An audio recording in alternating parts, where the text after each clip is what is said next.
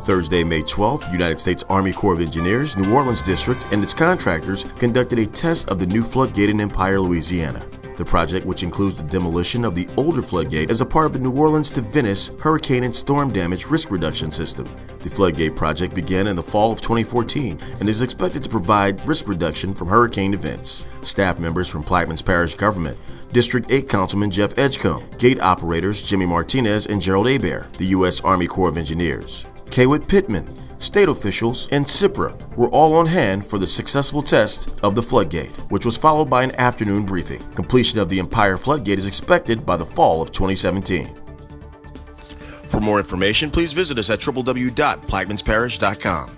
For Plaquemines Parish Government, I'm Michael Powell.